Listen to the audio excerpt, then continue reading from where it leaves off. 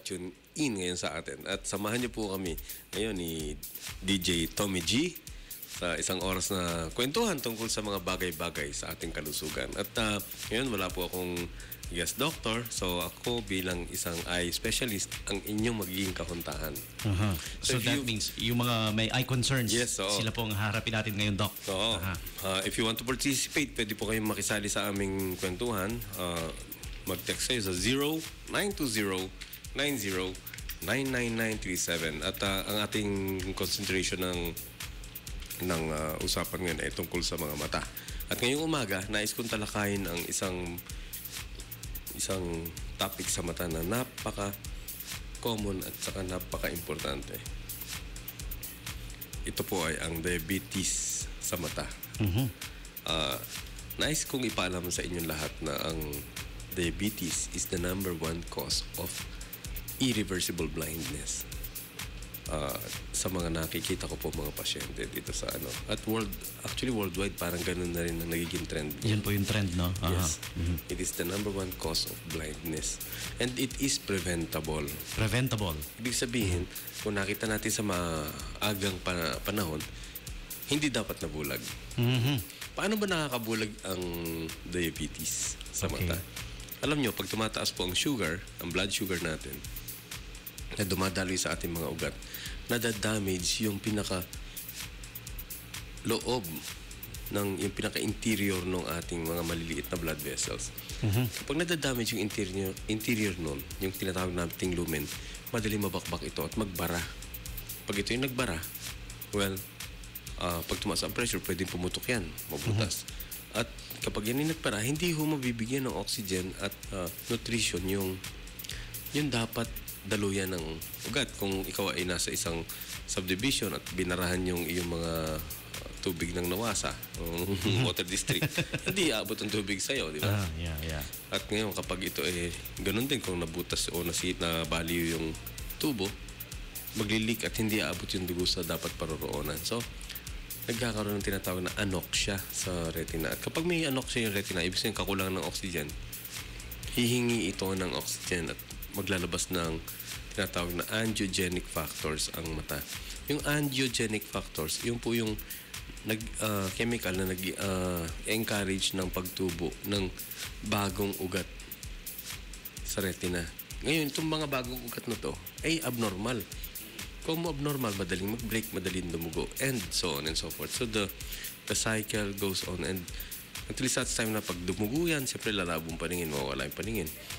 At kapag nagkakaroon ng leak, lumalabas yung mga protina, nagkakaroon ng membrane formation, and eventually itong membranes ito nagko-contract, which can lead to traction membrane retinal detachment. Traction detachment ang tawag namin, na pupunit yung retina at ultimately permanent blindness. So, paano natin maiiwasan ito? Ang diabetic retinopathy comes in stages, siyempre. Una yung background, nagkakaroon pa mga microaneurysms. Tapos, maya-maya nagkakaroon ng hemorrhages, exudates. Tapos maya-maya pumapasok sa pre-proliferative state, nagkakaroon ng anoxia. Pag nagkakaroon po ng anoxia ganyan, dapat po mag-undergo na kaagad ng panretinal photocoagulation yung pasyente. Ile-laser na po yung retina niyan. Kasi kapag any time later than that, kahit i-laser, hindi na rin lilinaw. Hindi na mahahabol. Yes, no, oo. Yung laser na yun is photoablation. Ibig sabihin, pinapatay yung parts ng retina na para umunti yung oxygen demand and umunti yung production ng angiogenic factors. So, yun ang prinsipyo nun. So, if caught early, you may be able to prevent blindness. Siyempre, kibak pa rin yung pag-control ng sugar mo. Okay, so preventable pag na-detect ng maaga, Doc, yes, no? Yes, blindness in diabetes is preventable if caught early. Pero pag nahuli na, irreversible. Ika nga, sabi nga ni Lola ni Dora, dapat laging nasa tamang panahon. Tamang panahon. Oo nga naman, Doc? Tamang panahon. Relate. Swak, Swak. Swak na swak. With matching pa bebe weight. Yes. Kung hindi, ikaw ay mabubulag. Yeah. So, mamili ka sa irreversible o sa preventable. Eh, di doon na tayo sa Kasi preventable. majority ng mga pasyente na nakikita ko, they come when they have visual disturbance already. When that Nako. happens, may nangyayari na.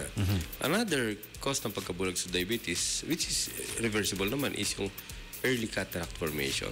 Alam mo, kapag ang tao kasi natural, tutubo ng katarata yan pagka nagkakaedad eh. Yeah. Nga lang, gaya nga na sinasabi namin mga doktor, kapag ikaw ay may diabetes, madaling tumanda ang iyong katawan. Tama. So, your cells would age faster than usual. So, anong dapat gawin dyan? Of Kailangan. course. Oo. Maaga pa lang. Ganun din, early intervention din yan. Now, sa diabetes naman, laging issue dyan. Dok, kasi nag-insulin na eh, kanya na nabulag mali. Hindi. Nasa late stage na kanya, gano'n. Kaya nag-i-insulin na.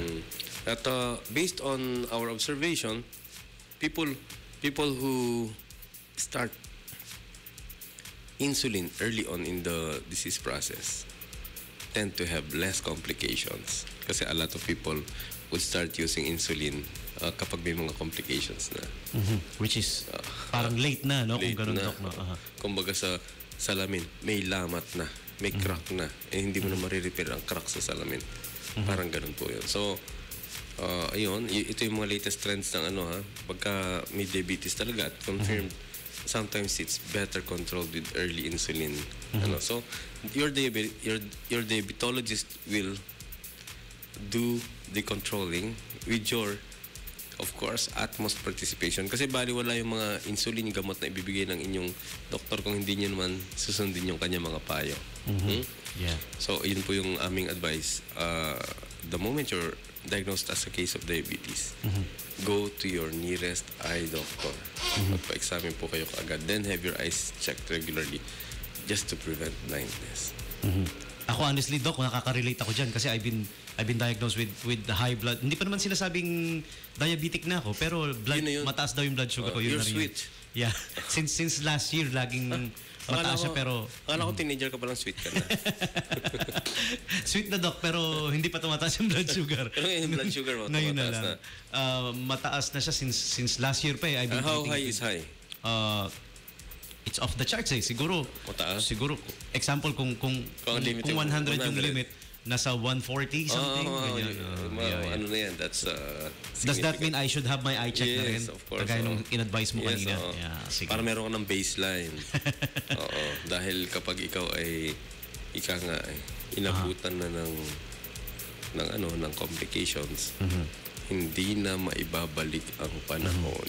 Oh, sige, Doc. Bibisitahin ko kayo sa International Yes. Eye Center Yes, oo. in Sa Robinson Star Mills. San Fernando, Pampanga, Yeah. nandun tayo. And sa mga gusto pong magpa-check kay Doc, doon lang po kayo pupunta. Do you do eye clinic din sa Our Lady of Very Lourdes? rarely. Very rarely. On occasions. Kasi yung mga friends natin dito, mga doctors, they requested na doon na lang ako mag-clinic sa Pampanga. Okay. Kung gusto nila kayong By mapuntahan, appointment lang. kung daily You can basis doon text sa me dito sa line ko 0920 Yan. 90 99937. Yan, okay. Si Doc Noel Husay Laksamana. Ito, marami na nga tayo mga text na messages dito.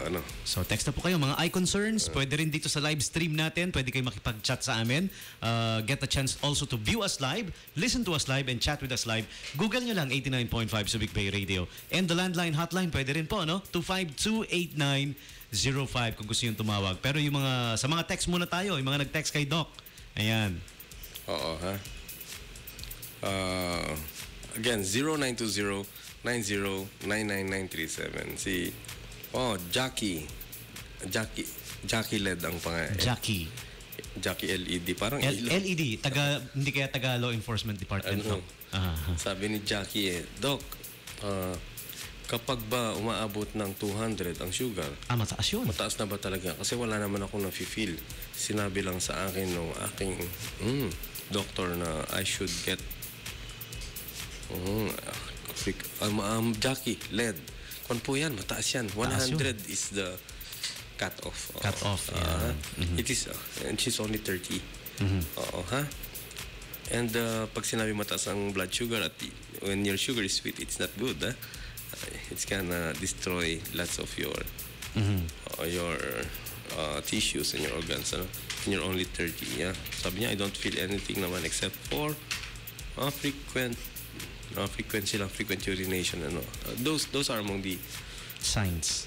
signs, so.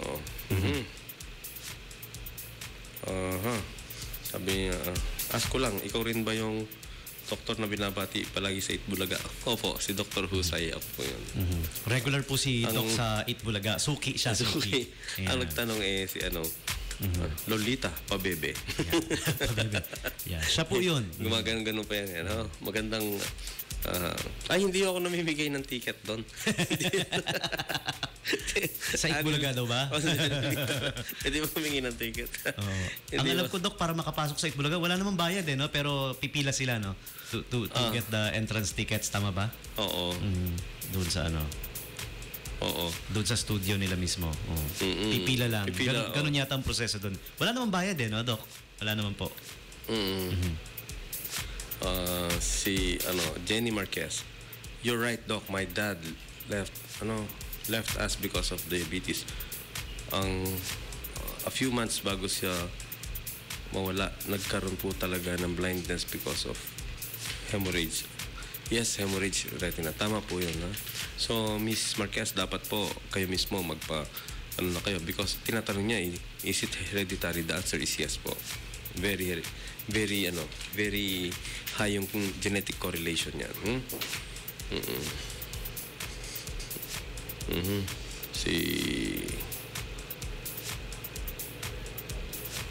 Si Marlon is asking, Doc, I am a welder. Ngayon, lately, para po laging malabo ang aking tingin, especially kapag nasinaga ng light at night. Ano bang ibig sabihin ng macular cyst? Meron daw po. Marlon, yung macular cyst ay ang pagkakaroon ng mga parang tubig-tubig na dots sa loob ng retina. Ang macula is the center of the retina. Yes, maaari magkaroon ng tubig yan kapag, or parang paltos, kapag ikaw ay mahilig tumingin sa araw, sun, or yung exposure sa welding at nakatingin ka ng walang protection. Nagkakaroon, kumbaga nasa sunburn yung macula mo. And if you are young, and this is happening, you might end up with irreparable macular degeneration or macular damage, So, pagka may cyst ng ganyan, hindi na magandang pangitain yan. O kanya, ang tawag niya, pangitain na cyst sa mata, Doc? macular cyst. Mga cyst, maliit sa microscopic microscopic blebs or water bubbles sa loob ng within the sa mata, sa mata mismo. So, sa loob ng yung center ng macula. Nandun yan. And ito, hi Doc, I am Yaya Dayan. May Kala ko Yaya Dab. Yaya Dayan. Yaya, I'm Di rin meron akong ask tungkol sa aking mata kasi yung isa ko lazy. Ang grado po ay 500 at hindi po ako makabasa dito. Pero yung kabila, okay naman, kita lahat. Meron bang paraan para malaser at luminaw ito? I am 23. Yaya Dayan, kung ikaw ay 23 na at lazy eye na yon, kasi ang laziness ng eye is a term which is actually, I would say, misnomer. Because the eye is not lazy. Hindi makakita ng maliwanag yan despite lagyan ng lens or lagyan ng grado. Simply because the part of the brain that serves that eye is not developed. Alam mo, ang ating brain kasi, pinipili niya yung magandang image, magandang focus at siyang ini-entertain. So, ang isang mata mo, normal, at yung kabila, may mataas ang grado, hindi na-entertain yung mata mo yun. I-entertain na lang ng brain mo yung malinaw. Kasi yun ang useful Useful for your survival. So, if they would check your brain, yung part ng brain na nagsaserve sa mata mong mahina, usually mas konti, tawag dito, mas undeveloped. In fact, they made experiments sa mga pusa, mga kittens. Tinakpan nila yung isang mata. Yung isang mata nakakita. Then after so many weeks, sinacrifice yung kitten, in-examine yung brain, at true enough, yung part ng brain na nagsaserve sa right sa mata na tinakpan, Yeah. hindi nag-develop. So, ganun yun, ha? Okay. Kasi, ang totoo niyan, ang ating mata, parang webcam yan. Then, yung nerve fibers na papunta doon sa center ng brain natin, ang tinatawag natin mga kable, yung mga nerves, ano? Ang CPU, inandito sa likod, yung tinatawag na occipital lobe. Occipital lobe. Yun yung central processing unit natin. At siya, ayun na ang tunay na directly pinupuntahan ng mga impulse. connection ng mata natin. Nerve ano? impulse. So, yung mata will try to get the images, the colors, etc. The figures, at ipadadala yun. Yung impulse yung padadala sa brain. At yung brain will try to make out of that. It will figure. Bibigyan ng meaning yung mga light and light differences ng mga image na nakikita mo. At Dito pala yun sa likod, Doc, yes, no? oo, sa likod. Kanya meron mga accidents na iba, nahulog, tinamaan to, nawawala ng paningin. Nawala ng paningin. Sa movie, napapanood ko, pag pinupok yan, nawawala ng malay. Dapat pala hindi malay ang nawawala, kundi paningin, ano? Pati malay, pwede mo wala. Pati malay. Pati malay, pwede.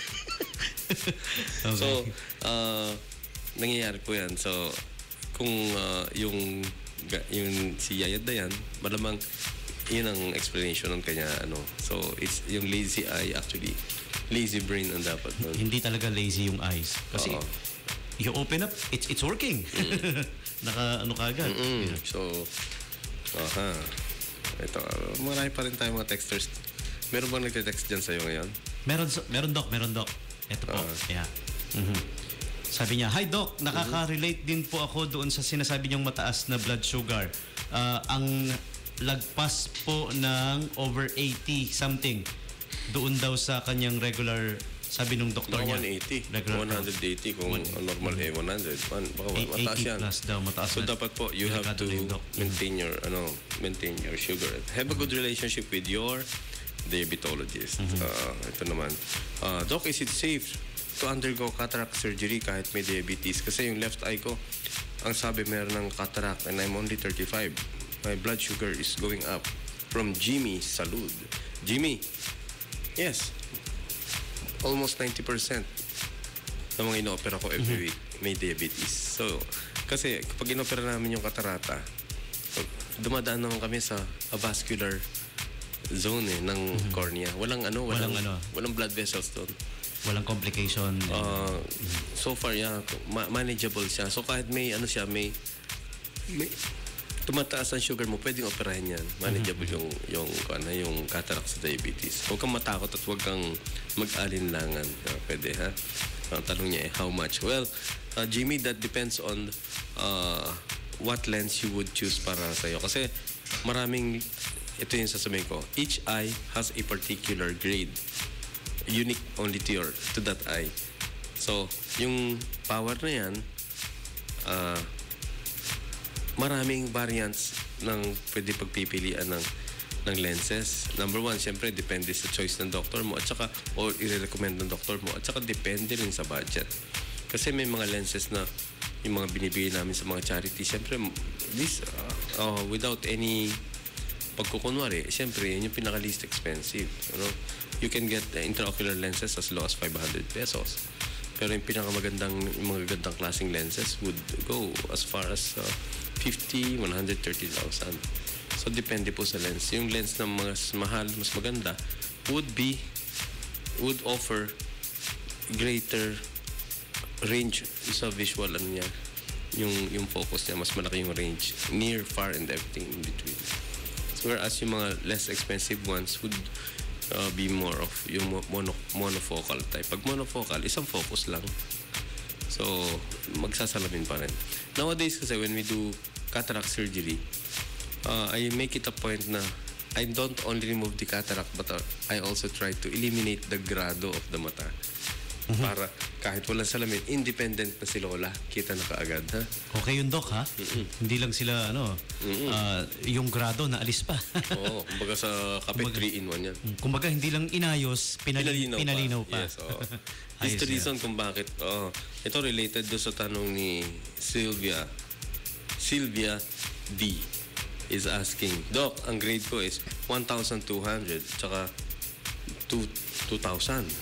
Naka-contacts ako and sometimes I have to wear glasses pa over the contacts. So, hindi alam ng Glasses husband. over the contacts? Hindi alam ng husband ko ganito kataas ang aking contacts. So, Without contacts, I just pretend to be seeing things. Pero actually, shadows lang without the contact. I can imagine 1,000 plus tsaka alas 2,000. Shadows lang, no? Yes, may nagagawa na po niyan, Ma'am Sylvia. We are able to do something about your case already. See, that's a good news. Yeah. So, don't lose hope. May pag-asa po kayo, Aling Sylvia. Punta po kayo sa International Eye Center sa Star Mills, Pampanga. Ayan. Aha.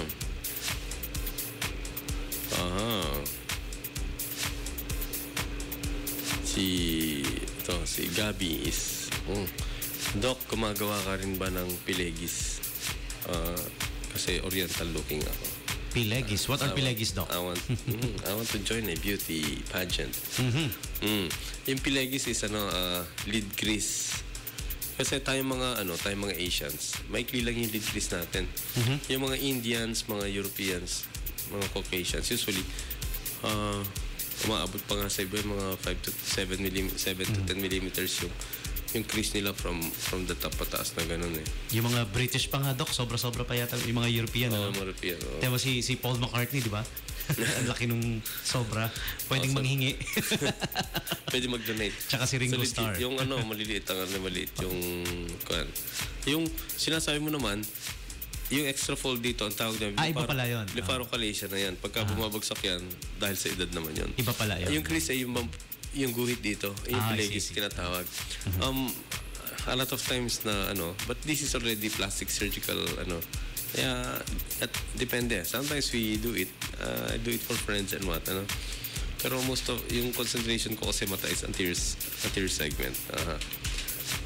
Ang sakop ng anterior segment would be cataract, corneal transplant, glaucoma surgery, laser, LASIK, at saka ayun, basically yun, pati glaucoma. Ito naman si Jackie Led ulit. Doc, ang aking BF may pterygium. Pwede bang operahin ito o pwedeng patak-patak lang? Jackie, ang pterygium ay inooperahan po. Yan po yung laman na tumutubo from the edge of the eye going to the center. Yan po ay inooperahan. From Patricia, Doc, nagkaroon ng sore eyes yung dalawa kong pamangkin. Ang kawawa, hindi sila makaka-open ng eyes in the morning. So, pinahilamusan ng urine ng aking mama para mabilis mag-open. Effective naman. Naku, Patricia. Hinilamusan ng urine. Ihi, Doc. Marios. Patricia, don't do that. That's, ang urine kasi waste. Pag may bacteria dyan at that might complicate things. Hindi panghugas na mata yung urine. So, don't use it. Marami pa, Doc, no? Yung misconception nila about urine, hindi lang dyan eh. Iba, ininom pa yan. Tagyawat pa raw. Hindi totoo yan. There is no way that urine cures anything, Doc. Wala naman, di ba? Wala naman. Waste. Fertilizer siguro pwede. Really? Fertilizer? Kasi may waste product yun. Urine, may urea yan. Pero itaas ammonia, di ba? Hindi ba mamamatay yung halaman? Hindi. Depende kung gano'ng karami. There's one benefit that urine gives pala talaga. Yung pag na-sting ka ng what do you call that? Jellyfish. And yung rin, tayong. What's tayong? Tayong is urchin. Si urchin. Yeah. Yung spiky urchin, kung tawagin. Yeah.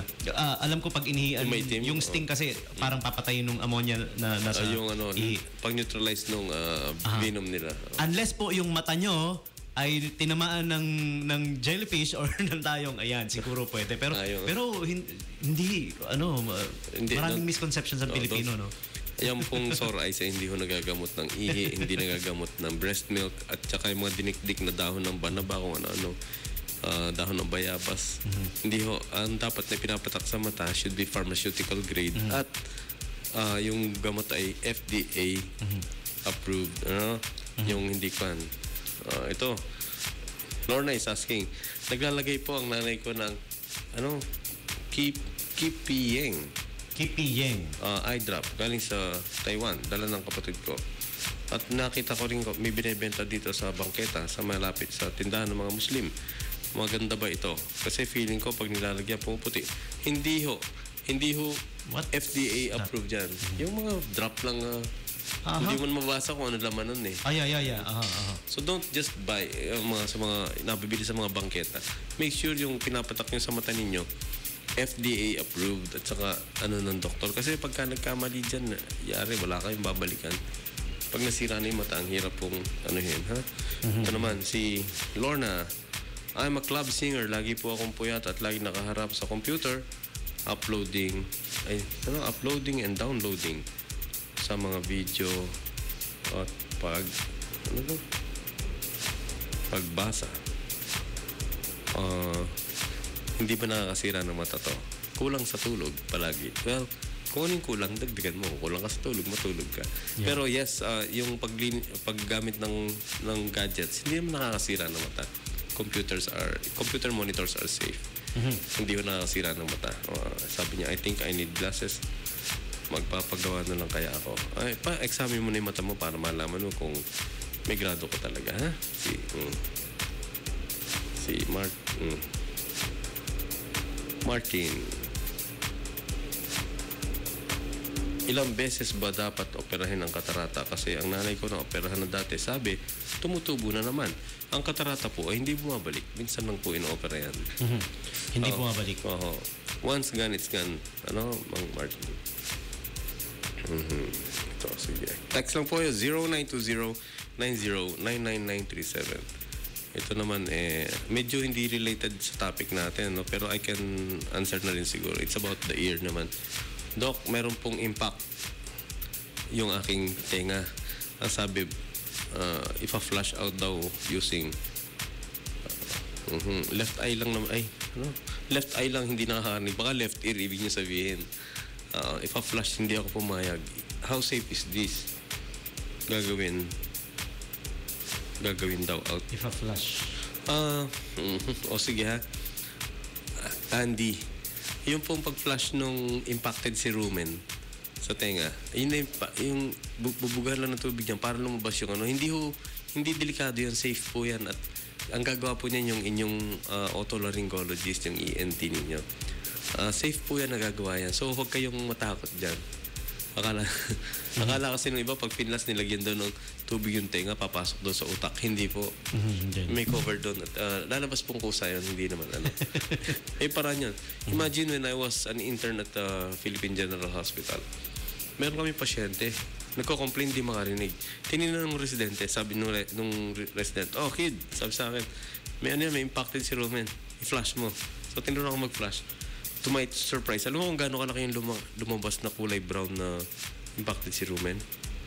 Sinlaki ng halos more than an inch na kalahating inch na parang chalk na brown. Lumabas na yan. Gumanon talaga. Nagulat kami. So, bumabara yun, Doc, no? Oo, bumabara. So, tawa ng tawa yung resident ko kasi first time ko nakakita. Sabi niya, you'll be surprised. Ang dami ko nakikita ng ganyan, sabi niya. Parang chalk na parang chalk. Parang basyo ng bala. Yeah. True flushing yan, Doc, ano? Yeah, may yung liquid flash na yun lumabas. So, magtiwala po kayo sa inyong otolaryngologist. Huwag kayo matakot. Is it just water, Doc, yung ginagamit? Yeah, water. Nasa tamang temperature kasi. Tamang temperature. Yeah. Sobrang lamig o sobrang init. Nagkaka-nystagmus yung pasyente, gumagalaw yung matanggal na. Oo. Your doctor will do that. At sabi, anong tamang pag-care? Well, sabi niya, paglilinis ng tenga, pag nag-shower kayo, just use your little finger para then dry it up. At huwag niyong siksikin nung bad papasok yung iba kasi kung linisin, ginaganon, pinapasok nila yung debris imbis na palabas. Ha? Inaano po yun? Si Archie is asking, Doc, ilang bang oras talaga dapat mulat ang mata? Kasi I am worried. Kasi ang aking partner, lagi siya sa call center. Tapos pag uwi niya, mulat pa rin. Siya po ay maglalaro pa ng COC. At hindi ko na ma-pull. Clash of Clans. COC. Okay. At, computer game. parang hindi na yata halos matulog. Wala na ring time for me. Ayun. Yan, parang Dota o ang istorya niyan. Yeah, exactly. Well, at least ang tao dapat matulog yan at least 6 to 8 hours a day.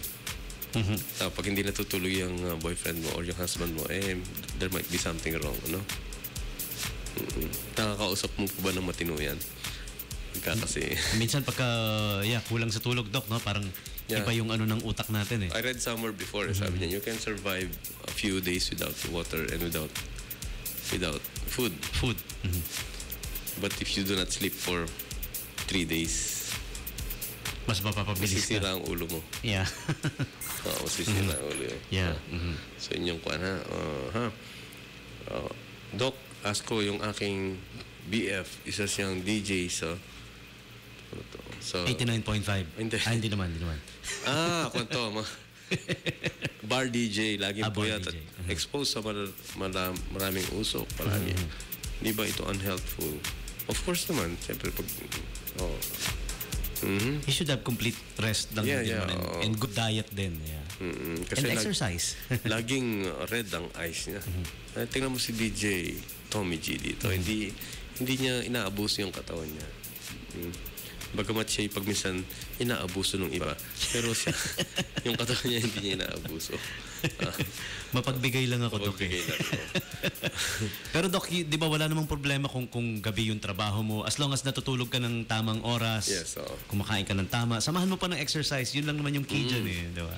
Let's take a break muna sandali. I'll just... Sige, Doc. Okay. Okay. We'll be right back. 89.5 My Super Bay Radio. Worldwide Consulta pang medicina. Consulta pang medicina. is brought to you by Our Lady of Lords. International Medical Center.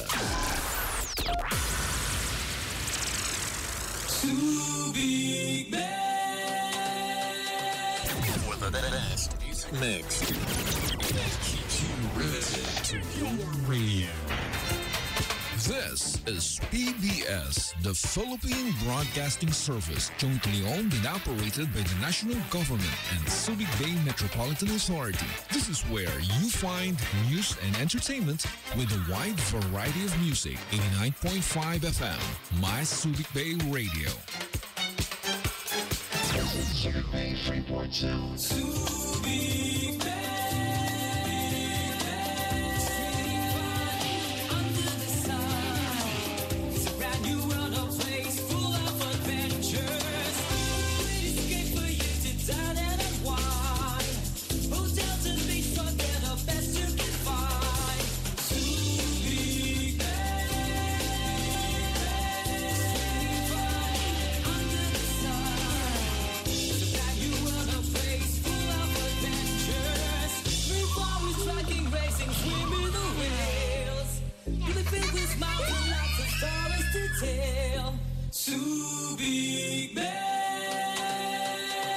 Visit Subic Bay Freeport Zone. A special message from 89.5 My 89.5. Subic Bay Radio Worldwide. and Subic Bay Metropolitan Authority. Sawa ka na ba sa fast food? Mga pagkaing mahal na di nakakabusog. Why not try Holly's Restaurant? Why not try Holly's Restaurant?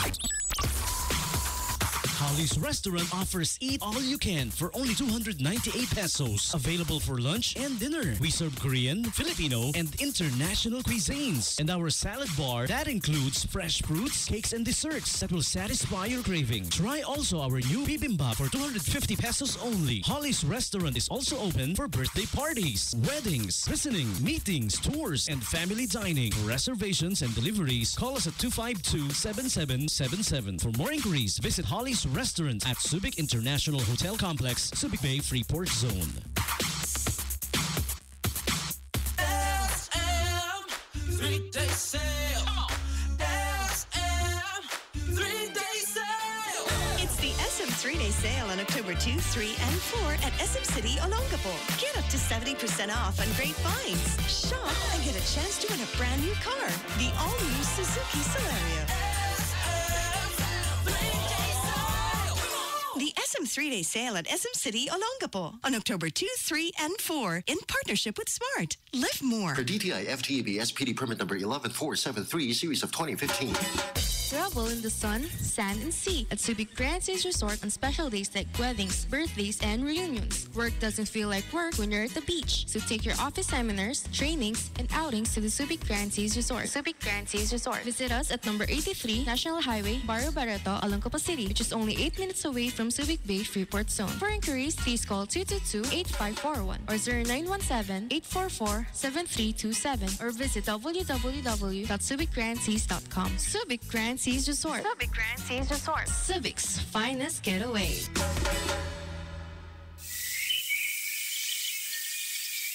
Napakasarap mag-relax sa isang pasyalan na nature ang theme. Yan din ba ang hanap mo? Magaol Bird Park at Jest Camp. Ito ang pinaka #1 fantastic pasyalan ngayong 2015. Magaol Bird Park at Jest Camp. Avail of their 50% off exclusive para sa lahat ng mga taga-Subic o Longapo, Zambales, Bataan, and Pampanga. Ilan sa mga pwede mong ma-enjoy ay ang pagpapaapoy gamit ang bamboo, pag-inom sa water vine, at marami pang park attractions. Fly high as you witness ang first in the Philippines na bird show. Ito ang tinatawag na Wings of the World. Wings of the World. Kapit ng maigi dahil pwede mo ding i-experience ang mga adventure rides na aerial adventure at Goliath Swing. Magaol Bird Park. Matatagpuan sa Jest Camp, Upper Mau, QB, Triboa, Subic Bay Freeport Zone. Kaya ano pang hinihintay mo? Lipad na! Per DTI ZPO Permit number 32 series of 2015. Mga kababayan, panahon na ng voter registration. Kaya kung ikaw ay 18 taong gulang na at hindi pa rehistrado, magparehistro na. Kung kayo naman ay rehistradong botante na, ngunit wala o di kumpleto ang biometrics data o picture, signature at fingerprint sa inyong registration record, kailangan niyong magpakuha ng biometrics o magpa-validate para makaboto sa darating na eleksyon.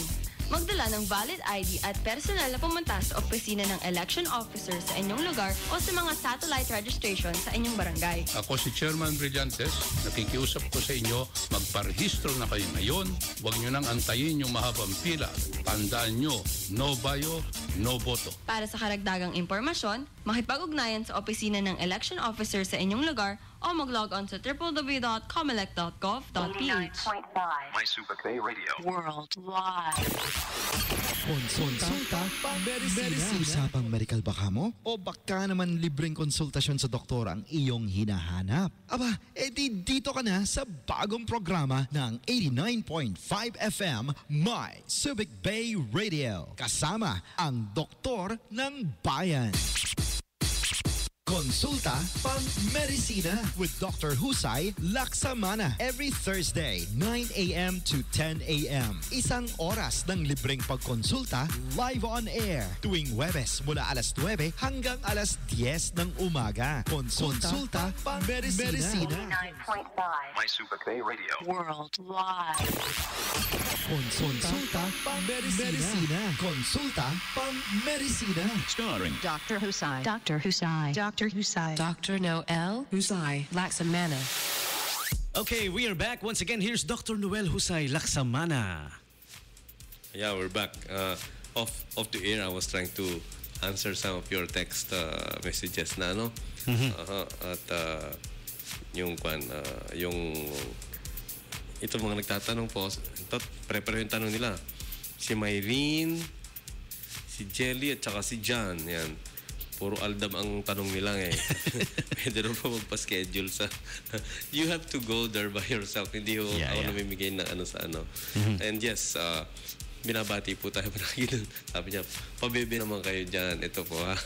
Mga pabebe. Bakit ba sikat na sikat sila aldam, ano? Imagine they got 25 million tweets. Yeah. Record-breaking tweets. Number of tweets. If only the president...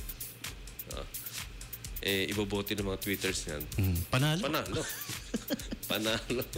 Oh, I'd like to greet Mr. They're rich now, Doc. Oh, dami ano? They're rich now. Very rich. Si Yaya David, Are they making money out of the tweets? Well, they should. Because commercial value yan, Doc eh. Di ba? How? Imagine 25 million people. No, kahit pakurot lang ng 25. Commercial value yan eh. 25 cents na lang per tweet. Meron silang 7.5 each, diba? Kaya nga people fight over surveys eh, di ba? They should be on top dahil especially for networks, they really fight hard to be on top of surveys. Kamusta naman si nalimutan ko ng pangalan. Anong pangalan ba ding sa Channel 2? I'm sorry, I forgot. Yung sa kabilang noontime show? Yung Showtime, Doc. Si Vice. Ayun, si Vice. Yeah. Nakakalimutan ko na tuloy yung pangalan dahil kay... At meron panlaban pala sila sa ano... Yung pastillas. Si Haldag. Sino? Haldag. Haldag? Si Mahal at saka si Dagul. Akala ko yung kasi may katapat yung Aldab yung pastillas People are even now fighting over them Wala yata walang ano doon sa... Walang kwan doon sa ano sa... Walang comparison yata Yeah. So, and then maganda naman, imagine even the CDCP, pinipraise nila kasi nagpapapebe rin yung mga obispo na nanonood. Kasi meron daw positive values gaya nung sa tamang panahon. Ng tama, sa tamang panahon. Promotes positive values. Correct. Para sa mga kabataan ngayon. No? At continue texting lang po 0920-909937. Nowadays kasi, Doc, paggising sa umaga, ano nang ang pangalan mo? Ano? Kaya pinipraise ng CBCP yun. Kasi 'di ba nowadays, 'di ba? Pagkagising sa umaga, doon pa lang ano na nga pangalan mo? By the way, sandali. I have to text you back sometime Yeah. Ano nga ang pangalan, di ba? Or have you met? Saan ba tayo nakita? Well, sometimes it happens, Yeah. Sa movies. Yeah. Hindi pa nangyari sa akin yun Yung parang dahang over, no, Doc? Oo, nagulat ako. Saan ako naroon? Sino ka? Ito, konto very relevant. From Gina. Doc, how does alcohol affect our vision? Kasi last weekend, nagkaroon akong binge. And when I woke up, halos nagwe-waves ang nakikita ko. Yes, Gina, you should have too much of a drink. Then, affected po yung nerves ng ating... Nagkaroon ng alcohol toxicity. Una-una yung nerves, siyempre. Affected dyan. At maaaring mag-waves talaga yung nakikita mo. Kasi waves. Parang nagwe-wave daw. May epekto. Negative ang effect ng alcohol sa ating mga nerves. And hindi lang mata yung maapektuhan yung pag-iisip natin, yung kilos natin, yung galaw natin. Our motor and sensory nerves are affected. So, not too much. Huwag naman and she's only 22. Nagbabago yung judgment natin kaya we shouldn't drive din when we slow down, took alcohol. Walang inhibitions and everything. In fact, akala nila alcohol promotes sexual performance. Actually, no. It just reduces inhibition. Pero yung performance, malilesen. And people who are prone to develop erectile dysfunction, pag nakainom ka ng alcohol, mas paano yan. Even though, mas gumaganda siya, gumaganda yung kaharap mo after 7 bottles. And it makes you feel stronger. Kasi depende kasi kung ilang bote. Yeah. Kunyari, maganda siya after 7 bottles of Red Horse. Ayun na yan. Pero kung maganda na siya, kahit isang bote mineral water lang, ayan. Okay na yun. Natural yan. Mineral water lang. We're just adding, Yeah. Adding fun to our discussion ngayon. Pero, yes. Pero Gina, relate, alcohol is not a good thing for your nerves. So, you're not supposed to. Sabi, okay, 2 thumbs up. Okay, salamat May nag-send ng 2 ganun-ganun. Okay, salamat.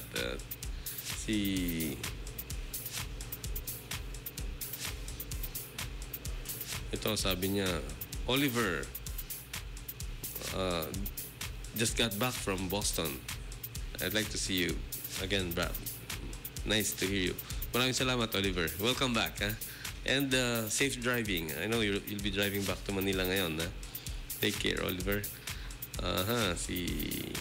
Ito pa. Martin Visavis.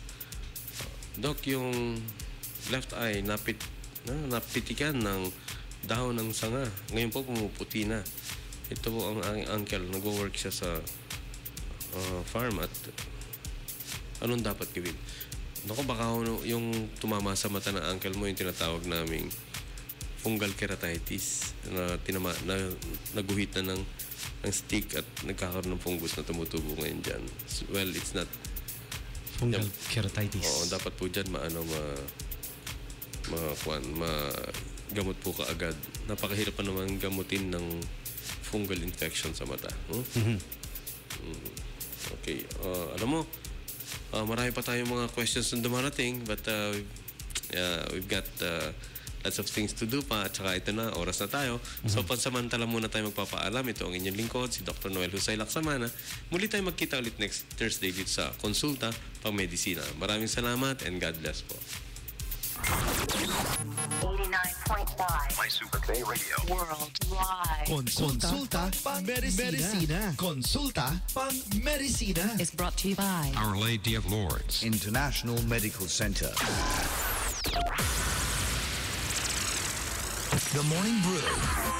It's kind of like having your morning coffee poured